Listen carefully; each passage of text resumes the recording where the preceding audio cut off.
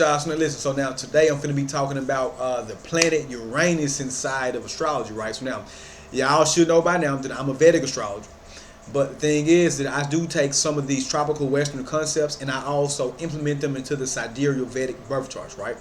So now, because I do believe that astrology has evolutionary potential, and that also ties into today's framework of what the video is about, because Uranus, the planet in and of itself. So now the tradition is traditionally, it's the new ruler from the tropical, not the Vedic. We ain't said that in Vedic, but from the tropical aspect, it's a new ruler of Aquarius, right? So now, we all know what Aquarius is, right? So whatever Aquarius is, remember, whatever the planets are themselves, the zodiac signs basically take on the traits of what that planet already inherently is, right? It can divide them up with all type of shit, right? So now, the planet Uranus is about what? Rebellion. Off top, right? Rebellion against societal norms, right? You see what I'm saying? Like, okay, if everybody is normally wearing, you know what I'm saying, a certain type of haircut, certain type of clothing styles, or participating in certain type of relationships, Uranus energy in and of itself tells individuals or collectives to say, you know what, reject that, start your own shit, and turn it into a new movement, right? So now, a lot of times that the rebellion aspect, when it's guided good, can lead to, like, you know what I'm talking about, certain things represent activism, right? Marching for something, standing for something, right? Garnering attention for certain political movements. You see what I'm saying? Getting large groups of people together to resist against certain oppression, right? Or maybe just not resist, maybe just to innovate and bring something new, right? Especially from the technological spirit, but it doesn't always have to be technological, right? So that's one of the things that Uranus rules over. I also like new innovative inventions, right? iPhones, you see what I'm saying? Tesla cars. Tesla is like extremely Aquarius. ChatGPT, things like that, right? You know what I'm saying?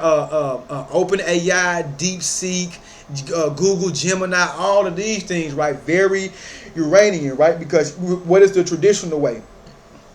Reading, going to school to learn something. You see what I'm saying? Textbook, manual. You see what I'm saying? Excuse me. But now, this information is so easily accessible, it's very rebellious to the old traditional way. It's why you hear some old people saying, well, it wasn't like that when we were younger. We did it this way, we did it this way. Yeah, that's an old non-traditional way of that's an old traditional way of thinking.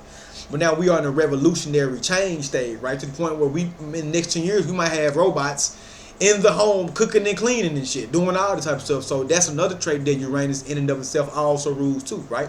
Because Uranus energy is very idealistic, like what could possibly be.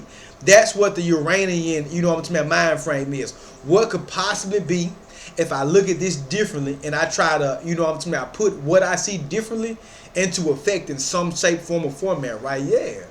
That's what leads to PlayStation 5s, right? You see what I'm saying?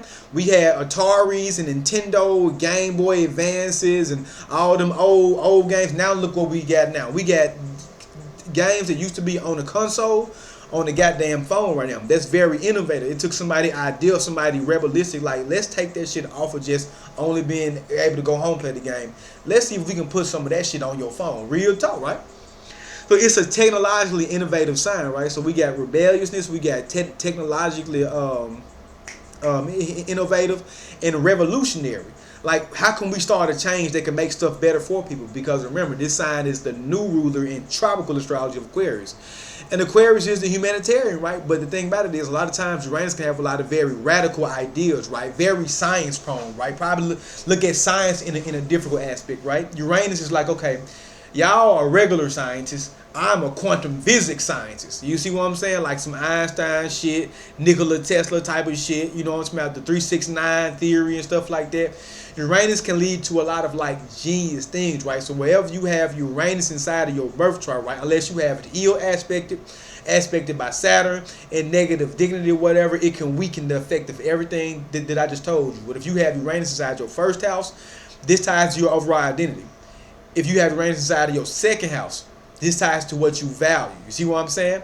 This going to your seventh house. Your spouse or partner probably could have certain different idealistic things. Even you, when you come to relationship, one-on-one partnership status, could have rebellistic tendencies. You see what I'm saying? Or revolutionary opinions like, you know what?